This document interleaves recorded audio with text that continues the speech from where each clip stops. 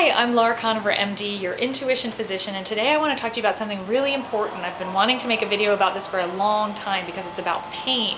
And most of us at some point or another have experienced pain, and particularly chronic pain, which can be very depressing and get you down after a while. And I deal with a lot of patients who have chronic pain issues. And here's one of the very first things we work on. So let me just tell you about it so you can start getting this healing mind frame instead of a diseased mind frame. And I guarantee that just getting this mind frame will help things shift for you. So the message we are innately born with, which makes sense and is a survival mechanism, is that pain equals injury, right? So if we crush our foot in a car door or we touch something hot, it's going to hurt, and that is designed to provide us to seek safety without even thinking. It's like a brainstem response. It's like, I'm in pain, I need to change something and fix something so that I can survive. So we're using pain as a signal, and a distress signal.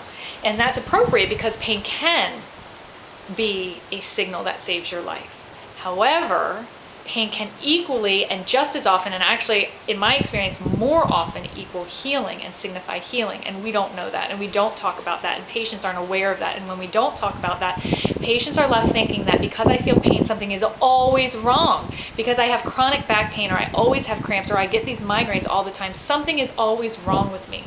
That's not true. Let me give you an example of this in nature, because most people have seen this in healing documentaries where you see, I don't know, like an antelope being chased by a lion. I don't even know if lions eat antelopes, but you know, in this, you've seen things like that where a bear's chasing a deer, or let's say a lion's chasing an antelope, and it catches it, and it even has its teeth or a claw in a flank of this animal, and you think this animal's going down, it's food now at this point. But the animal somehow does a zig or a zag and gets away. And if the documentarian follows this animal, what you'll generally see over and over again is the animal go off a safe distance and regroup, and how it regroups is it shakes. You know, it just literally shakes from head to toe. I mean, even your dog does this, right? But you can see it in nature, like a deer or an antelope will just literally from head to its tail just shake its entire, every inch of its skin you can just see shake. Shakes it off, and after it's done that shake, it's like almost, I mean, it's sweet and innocent. It's almost funny because they'll just like walk over to a stream and drink some water and eat a blade of grass. And as a human being conditioned to put the psychological spin on it, we're thinking, how on earth is that deer now just feeling like drinking some water? And how is it hungry to eat a blade of grass? If I had almost been eaten by a lion or a bear, I would need therapy for years and years and years, right? To get over that. And that's because human beings don't shake it off the way animals do. Animals will shake from head to toe, and that is the energetic release of healing, physically moving through the tissues, which is what pain is. Pain is a sensation of energy moving through your tissues, either moving through in an effort to alert you of something, or moving through in an effort to heal and release, so that you're returned to well-being. So this antelope has now shaken this energy off its body physically. You see this process, the energy of anxiety, of tension, of fear, of the physical exertion of running for its life, of the adrenaline, of the cortisol. It's literally shaking that off from head to toe, inside and out. And guess what it's left with? It's left with well-being. So now it's hungry and it eats a blade of grass or it drinks water. And we as human beings don't understand that. We would hold on to that experience. We wouldn't shake it off. We would hold on to it. We would have PTSD from it. We would be thinking about it years later, and we'd be really traumatized by it because we don't have that ability to recognize that energy does need to move through our body in order to release. And what is underneath of that release is always well-being.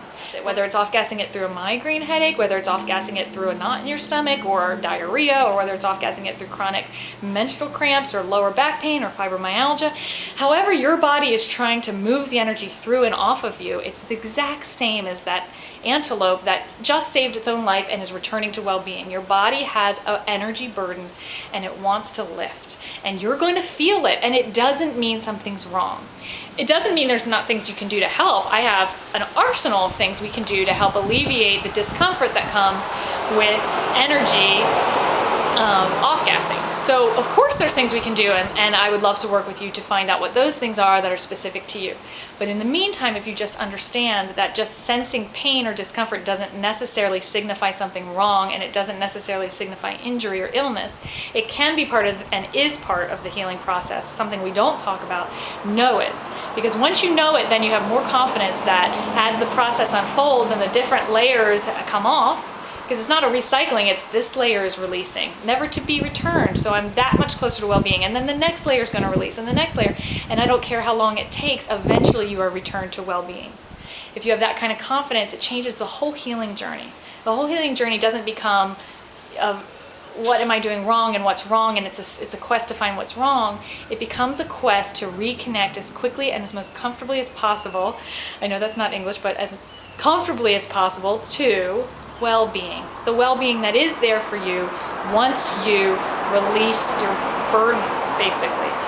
So let me help you, and the first way I'm helping you is by making this video so that you can really understand that pain is not always, it's at least equally indicative of healing as it is of injury and something going wrong.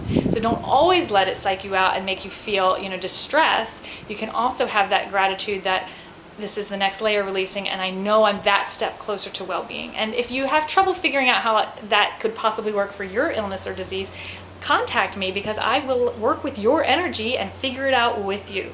And in the meantime, we'll also figure out a bunch of other ways that we can support this process so it's more comfortable and so you feel better and so you get that confidence in your own health back, because that's what I really want for you, is inner health confidence. And the first step of that is really just knowing that pain just means I'm feeling energy movement, and it could be injury, but it also could be healing. Okay? And if you need help with that process, because we're not antelopes and deers that are just going to easily shake it off, you can use physical modalities that help bring that energy through your tissues more easily. My favorite one's acupuncture. Acupuncture will help trigger whatever is blocking or whatever process is causing that pain, and whatever energy wants to be released, it will facilitate that release. So acupuncture is a great thing. Hands-on healing modalities like Reiki, deep tissue massage is a great one, because we don't sit there and shake off in the woods and then feel better, but we can go get a deep tissue massage that really helps break up and release the tension that we're storing and holding onto that's causing pain and misalignment.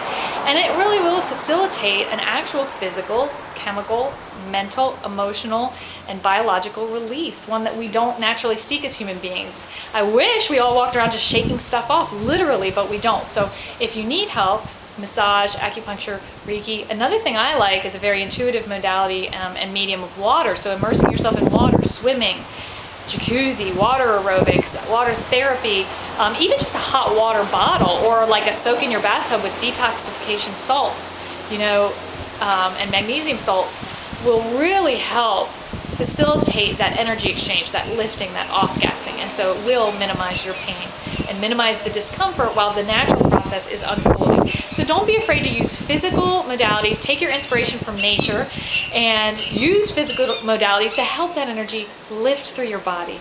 All right? Because I want you to feel better, and I want pain to become a process of honoring your body's release and return to well-being instead of something that's really scary. So I hope that helped. If you have any questions about it, leave me comments below on my blog, because I will help you as best I can. And of course, better still is to work privately with me so we can figure out exactly what's going on for you. Okay? I'm the Intuition Physician. Thank you so much for watching.